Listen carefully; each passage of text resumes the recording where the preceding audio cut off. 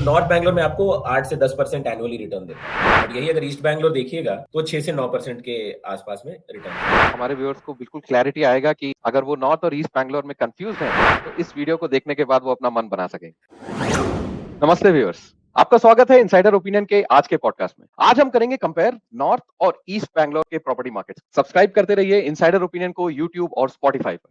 कई सारे लोग जो बैंगलोर में रहते हैं या नए आते हैं वो प्रॉपर्टी इन्वेस्टमेंट के लिए हमेशा नॉर्थ और ईस्ट बैंगलोर में कंफ्यूज हो जाते हैं। नॉर्थ बैंगलोर एयरपोर्ट के पास है, पर ईस्ट बैंगलोर में ज्यादा कॉर्पोरेट ऑफिसेज हैं। इस टॉपिक पर समझने के लिए आज हमारे साथ हैं एक प्रॉपर्टी एक्सपर्ट जिन्होंने दक्षिण भारत में 1000 से ज्यादा परिवारों को अपने पहले प्रॉपर्टी इन्वेस्टमेंट के लिए गाइड किया है। Please welcome mister Sanjeev Singh.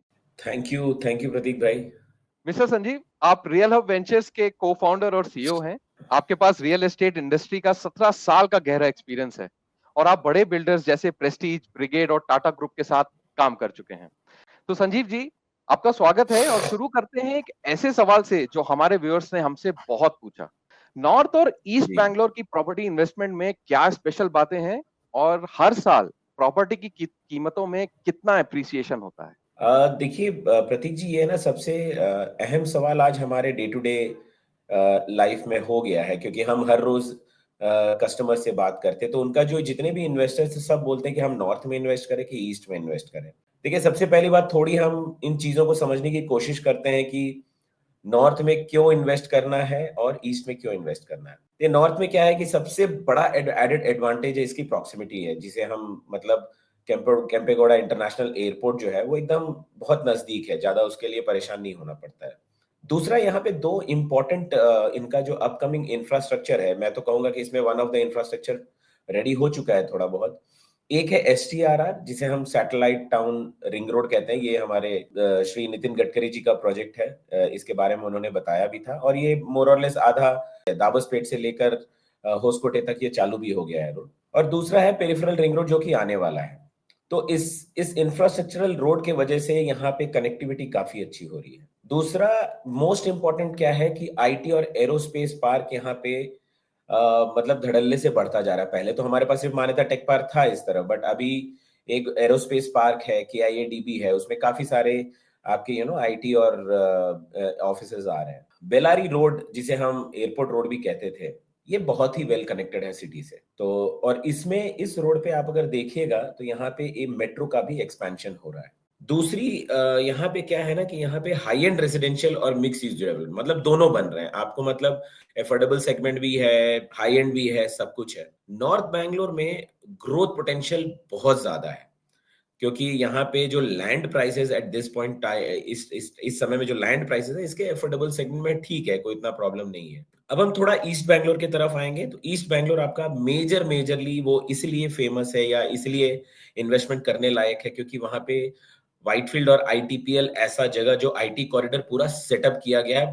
Top MNCs वहां पे लगी हुई हैं, काफी समय से हैं, और स्टार्टअप्स भी वहीं पे ऑफिसेज आते हैं। वो एक वेल डेवलप्ड सोशल इंफ्रास्ट्रक्चर हो गया है। कनेक्टिविटी वाइज देखिएगा तो ये आपका आउटर रिंग रोड मतलब पूरा एक बड़ा रोल प्ले करता है ईस्ट बैंगलोर को ग्रो करने में। हालांकि अब ये पहले आउटर रिंग रोड होता था, मेरे ख्याल से ये एकदम सिटी के अंदर आ गया, ये इनर रिंग रोड ही है एक तरह से।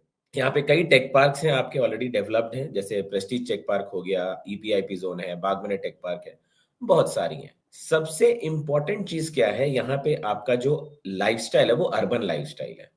यहाँ पे आपको अर्बन लिविंग है ना, विद प्रीमियम गेटेड कम्युनिटीज ज्यादा है। यहाँ पे जो भी आप कम्युनिटी देखेंगे जो आज की डेट में बन रहा है वो आपका गेटेड कम्युनिटी है। ईस्ट बैंगलोर में इन्वेस्ट करने का एक one of the major reason क्या है, यहाँ का रेंटल इन्वेस्टमेंट बहुत ज्यादा है, मतलब रेंटल डिमांड जो है ना वो बहुत ज्यादा है, मतलब रेंटल काफी अच्छी है इसकी, क्योंकि यहाँ पे ऑफिसेज और रेसिडेंस जो है इट्स अ वॉकेबल डिस्टेंस, और आज के डेट में बैंगलोर में कोई ज्यादा ट्रैवल करना नहीं चाहता है। तो ये थोड़ा बहुत मैंने कोशिश किया कि नॉर्थ में किसे इन्वेस्ट करना चाहिए, ईस्ट में किसे इन्वेस्ट करना चाहिए।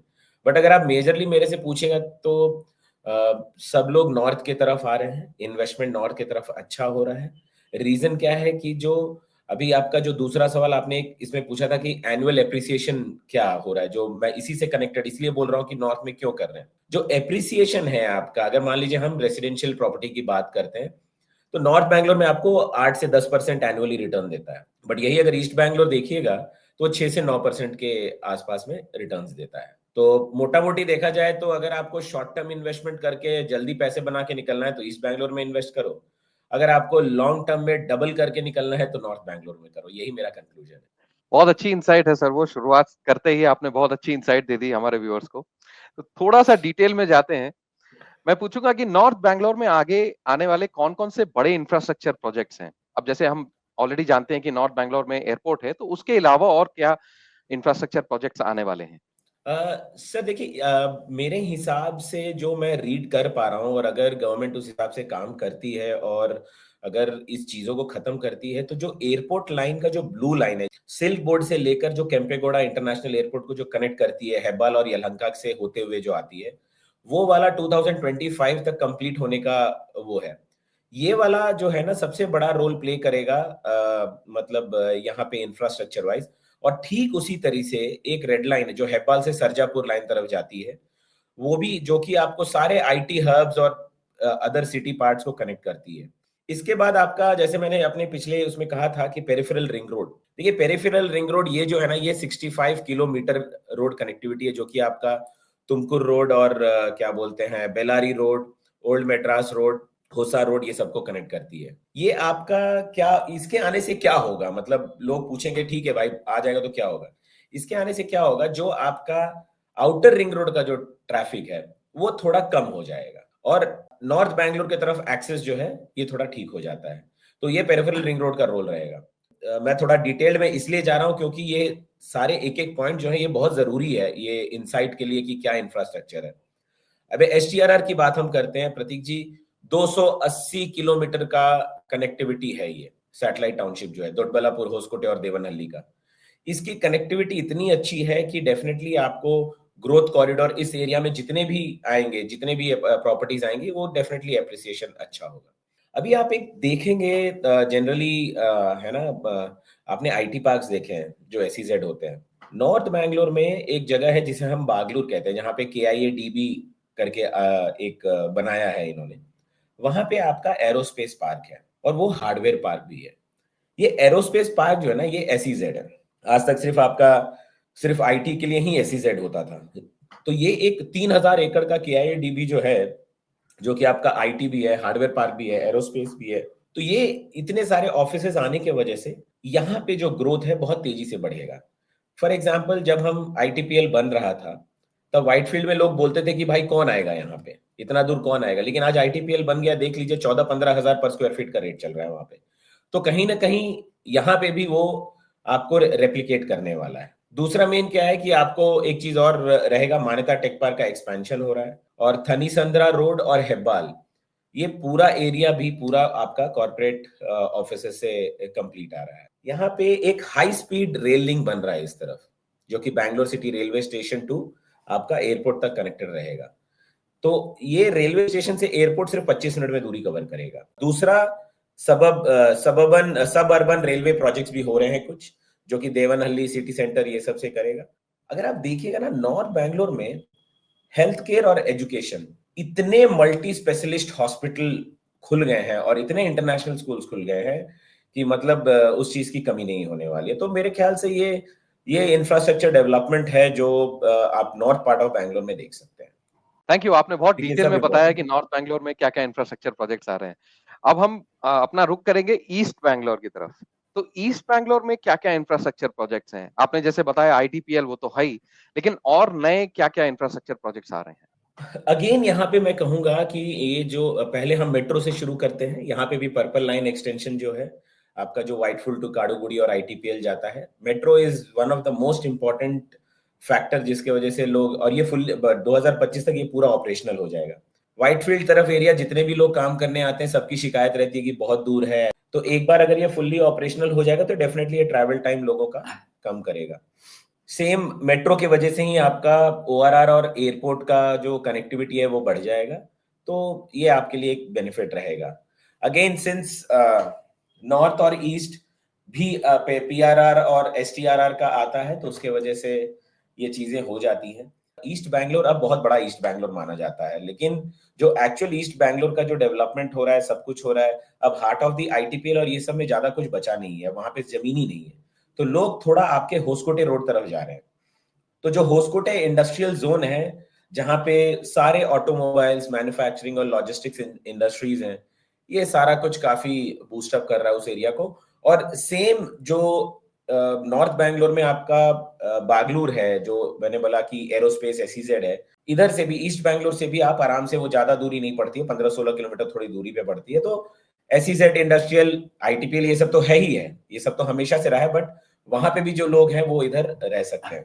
इसमें जो सबसे बड़ी चीज जो है ना, यहाँ पे एक कॉरिडोर प्रपोज किया गया है अभी तक, वो व्हाइटफील्ड विद कोलार और नियर बाय टाउन के, इसमें ना ये कॉरिडोर को थोड़ा ये लोग अभी ये कर रहे हैं कि वहां पे लॉजिस्टिक्स हो गई, वेयर हाउसेस हो गए, रेजिडेंशियल डेवलपमेंट अब धीरे धीरे उधर डेवलप कर रहे हैं। एसटीआरआर जो है आपका सीधे कनेक्ट करता है आपका होस्कोटे तरफ, तो उससे भी ट्रैवल का आपका हर तरफ जिधर जाना है उधर जा सकते हैं।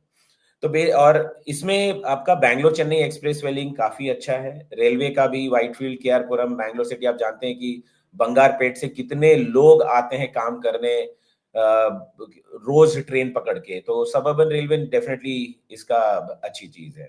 और इसमें अगर आप कहा जाए तो अपकमिंग रेजिडेंशियल और कमर्शियल डेवलपमेंट बहुत सारी इधर आ रही हैं। अगर आप पूछे मेरे से कि विच आर द, मतलब कौन से एरिया ईस्ट बैंगलोर में किस पे ज्यादा ग्रोथ है या क्या है, तो व्हाइटफील्ड हो गया, केआरपुरम हो गया, होस्कोटे हो गया, बुदीगेरे क्रॉस एक मतलब आप समझ लीजिए बहुत बड़ा डेवलपमेंट होने जा रहा है। वहां पे इतनी अच्छी अच्छी प्रोजेक्ट्स आ रही हैं, वहां पे इतना एफोर्डेबल सेगमेंट के प्रोजेक्ट्स आने वाले हैं, वहां पे इतने कमर्शियल्स आने वाले हैं, काफी बढ़िया बढ़िया चीजें हो, हॉस्पिटल्स आने वाले। अभी आप देखिएगा तो बुदीगेरे में ज्यादा हॉस्पिटल्स और ये सब नजदीकी में नहीं, बट ये सब धीरे धीरे डेवलप कर रही हैं।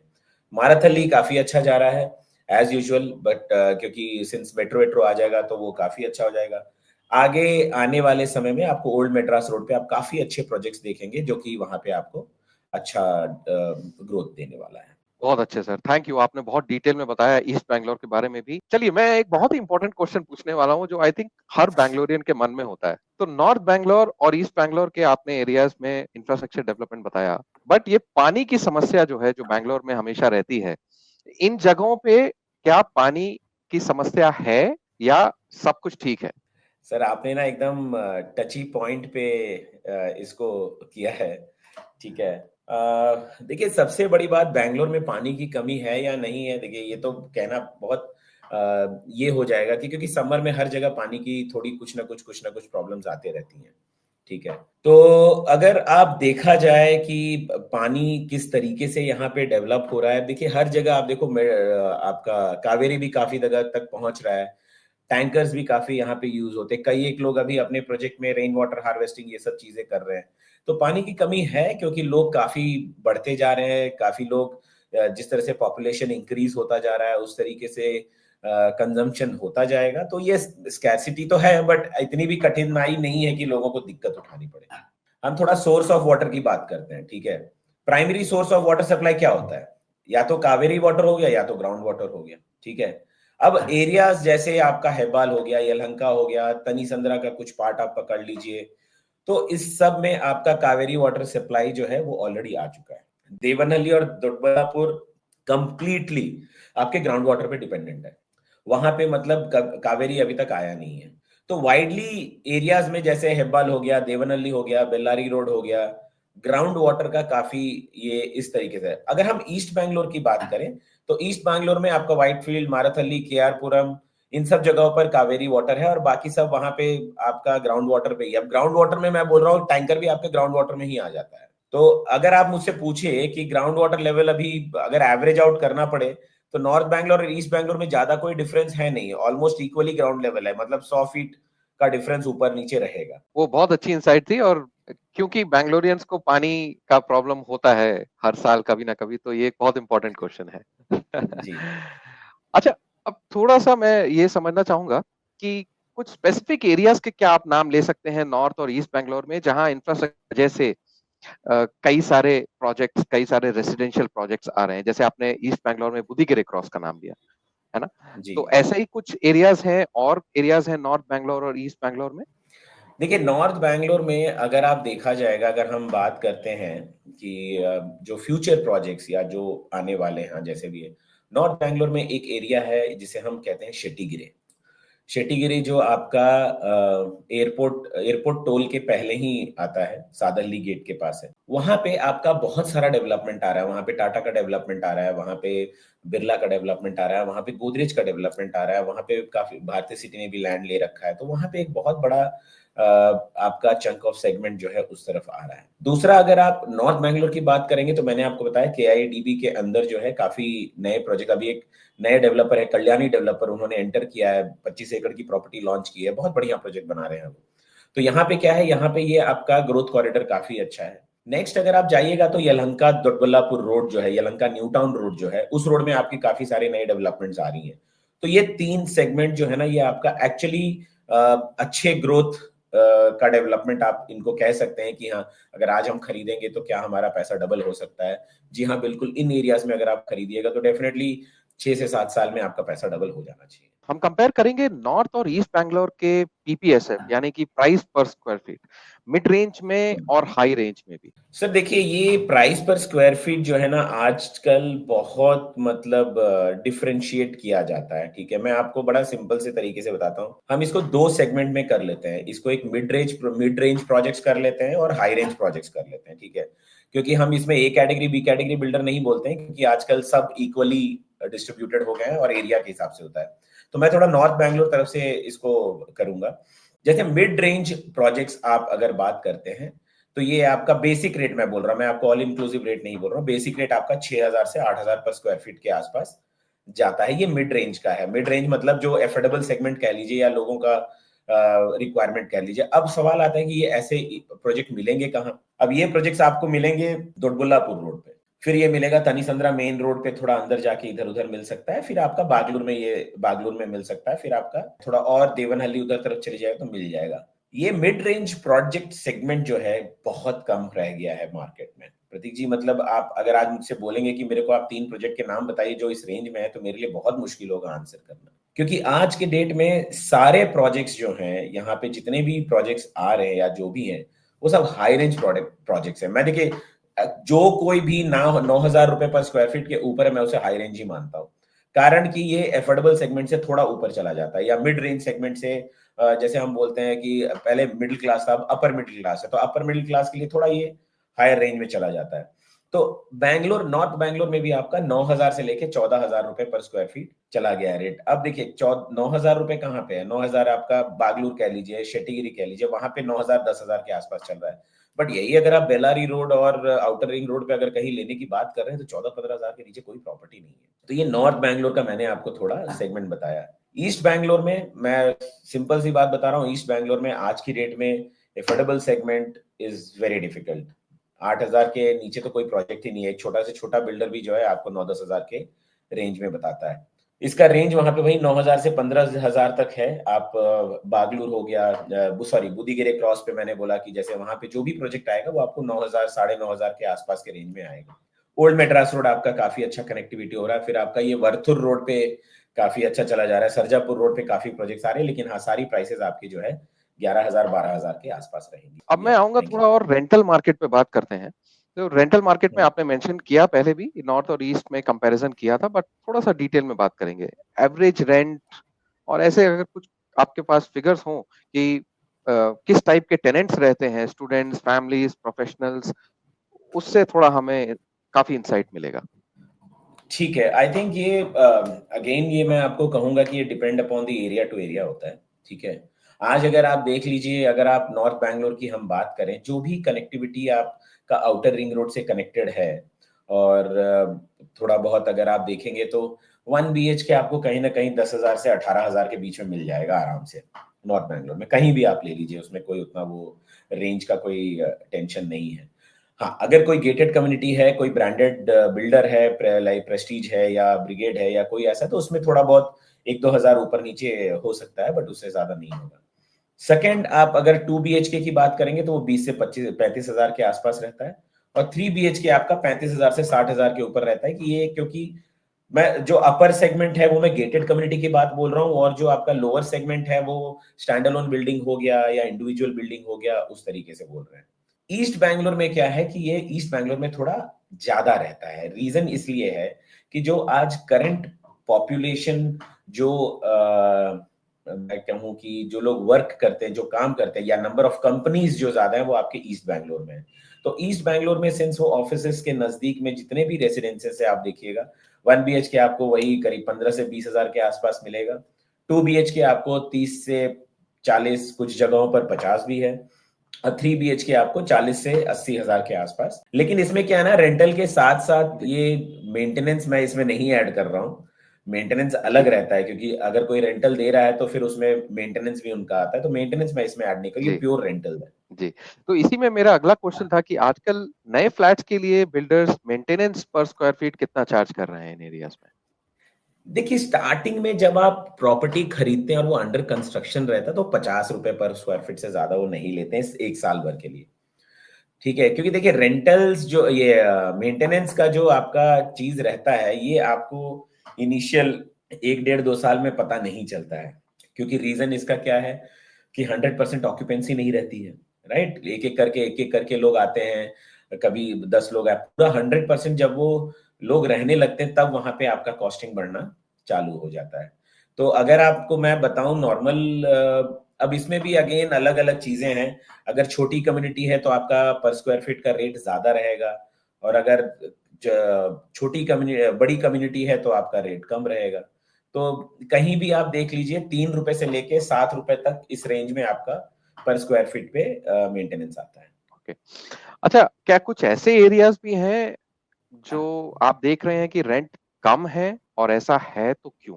टू बी वेरी ऑनेस्ट, आज की डेट में रेंट वहीं कम है जहां पे कनेक्टिविटी नहीं है, या तो फिर जैसे मैं आपको एक बताता हूँ, रामपुरा करके एक जगह है यहाँ पे नॉर्थ बैंगलोर में। रामपुरा एक अपकमिंग लोकेशन है, वहां पे पूर्वा के लैंड प्रोजेक्ट्स हैं, और प्रेस्टीज का एक विला प्रोजेक्ट भी है उधर। तो वहां पे रेंटल्स थोड़े कम है, क्योंकि वो एरिया भी उतना डेवलप नहीं हुआ है, वहां पे अभी उतनी डिमांड नहीं हुई है, लोग उस एरिया में अभी रहना नहीं पसंद करते हैं। तो मे बी उस तरह के एरिया, अगर कोई कहीं पे रेंटल कम है तो इसका ये क्लियर इंडिकेशन है कि वहां पे जो कॉस्ट ऑफ लिविंग और वे ऑफ लिविंग है ना, वो थोड़ा डिफरेंट रहेगा। जनरली जो लोग आईटीज वाईटीज में काम कर रहे हैं, जिनकी सैलरी अच्छी होती है, वो शायद वहां रहना प्रेफर ना करें, क्योंकि आजकल हर कोई चाहता है कि वो ऐसे जगह रेंट पे रहे जहाँ पे एमिनिटीज अवेलेबल हो, बच्चे खेल सकें उनके, क्योंकि वो ज्यादा से ज्यादा टाइम ऑफिस में रहते हैं, तो एक अच्छी कम्युनिटी मिल सके, उस तरीके से चीजें होती हैं। और जी मोस्ट इंपॉर्टेंट, जो रेंटल लेते हैं ना, वो अपने ऑफिस के नजदीक नहीं देखते, वो देखते हैं कि मेरे बच्चे का स्कूल कितना नजदीक पड़ेगा यहाँ से। तो जी जहां पे आप बोल रहे हैं कि रेंटल कम हो रहा है, वहां पे शायद स्कूल्स उतने नहीं होंगे, या वो अच्छे स्कूल्स नहीं होंगे, उसके वजह से रेंटल्स कम होंगे। जी। आई थिंक ये मेरा आखिरी सवाल होगा। जी। आप हमें बताएं कि नॉर्थ और ईस्ट बैंगलोर में भी 3 या 4 अपकमिंग प्रोजेक्ट्स। अगर आप 3 3 प्रोजेक्ट की बात करें तो मैं आपको प्री लॉन्च प्रोजेक्ट तो सब लॉन्च हो चुके हैं, सब आइडिया है, बट मैं आपके फ्यूचर प्रोजेक्ट्स के हिसाब से बता सकता हूँ। नॉर्थ में गोदरेज का एक बहुत बड़ा डेवलपमेंट आ रहा है 62 एकर्स का, शेटीगिरी एरिया में। फिर आपका टाटा का बहुत बड़ा डेवलपमेंट आ रहा है वहाँ शेटीगिरी में। दूसरा मेजर जो है उसमें आपका maybe another 6 years 7 years down the line Bharati city का बहुत बड़ा डेवलपमेंट आने वाला है नॉर्थ बैंगलोर में। और फिर अगर आप दोडबल्लापुर रोड तरफ चले जाएं तो ब्रिगेड की एक काफी अच्छी डेवलपमेंट, मतलब लग्जरी सेगमेंट कह लीजिए या क्या कह लीजिए, बहुत अच्छा एक 14 एकड़ का डेवलपमेंट आ रहा है, जो कि अगर किसी एंड यूजर के लिए चाहिए तो वो उसमें उसके लिए एफर्ट कर सकते हैं या रह सकते हैं। नेक्स्ट, अगर आप मेरे से ईस्ट बैंगलोर की बात करें कि जो मतलब फ्यूचर डेवलपमेंट या फ्यूचर में कौन सा आ रहा है, तो वहाँ पे सलारप्रिया सत्वा का सॉन्गबर्ड करके एक प्रोजेक्ट है, काफी अच्छी प्रोजेक्ट है वो, और वो अभी बिक रहा है। फिर उसके बाद सरजापुर में बिरला का एक बहुत बड़ा डेवलपमेंट आ रहा है, वो जिसके ऊपर अभी काम चालू हो चुका है। और फिर एक डिस्ट्रिक्ट 25 करके नाम्बियार का है, वो काफी अच्छा प्रोजेक्ट है, वो आ सकता है। और प्रेस्टीज की काफी अच्छी प्रोजेक्ट चल रही है रेन ट्री पार्क, जो अभी आपके वरथुर में है। तो ये प्रोजेक्ट्स है जिसपे लोगों को कंसंट्रेट करना चाहिए। मैं फाइनली ये सब समझने के बाद ये पूछना चाहूंगा कि अगर मान लीजिए कोई आपके पास आता है और जी। वो बैंगलोर में इन्वेस्ट करने के लिए देख रहा है, और हाँ, स्पेसिफिकली नॉर्थ और ईस्ट बैंगलोर के पर्सपेक्टिव से आप उनको क्या सलाह देंगे? देखिए मेरे लिए तो मैं कहीं भी उनको दिलाऊं, मुझे तो मेरा फायदा मिल जाएगा, लेकिन मेरी आदत शुरुआत से रही है कि मैं कभी भी अपने लिए नहीं सोचता हूं। मैं ये सोचता हूँ कि इन्वेस्टर्स हो या एंड यूजर हो, उनको प्रॉपर्टी दिलाओ तो 5 साल बाद वो अगर जब उसमें रहें तो वो मुझे जरूर याद रखें। देखिए डिपेंड करता है कि आपको आपका बजट कितना है आपको इन्वेस्ट करने के लिए, आपका पॉकेट आपको कितना अलाउ करता है इन्वेस्टमेंट करने के लिए। अगर आपका पॉकेट ज्यादा बड़ा नहीं है तो मैं सजेस्ट करूंगा कि आप नॉर्थ बैंगलोर तरफ फोकस कर सकते हैं। अगर आप चाहते हैं कि हाँ पैसे का कोई दिक्कत नहीं है, बजट आपकी अच्छी खासी है, तो ईस्ट बैंगलोर में भी आप कर सकते हैं। आपको जो इंक्रीमेंटल है इन्वेस्टमेंट तौर पे, देखिए मेरा सिंपल सा फंडा है कि आप कितना पैसा लगाते हैं और कितना बनाते हैं, और परसेंटेज वाइज कितना बनता है उस हिसाब से दिखता है। तो ये डिपेंड करता है कि कस्टमर का रिक्वायरमेंट कैसा है। ठीक है सर, थैंक यू। आज बहुत-बहुत धन्यवाद आपका टाइम देने के लिए। आपने बहुत अच्छे इनसाइट्स हमें बताए, स्पेसिफिक एरियाज बताए, इंफ्रास्ट्रक्चर, अपकमिंग इंफ्रास्ट्रक्चर प्रोजेक्ट्स बताए नॉर्थ और ईस्ट बैंगलोर में, और आई थिंक हमारे व्यूअर्स को बिल्कुल क्लैरिटी आएगा कि अगर वो नॉर्थ और ईस्ट बैंगलोर में कंफ्यूज्ड हैं, तो इस वीडियो को देखने के बाद वो अपना मन बना सकेंगे। हाँ, हाँ, बिल्कुल। थैंक यू सो मच कि आपने मुझे इनवाइट किया इनसाइडर ओपिनियन में, और I am really happy and my all best wishes to you कि आप इसको और आगे ले जाएँ।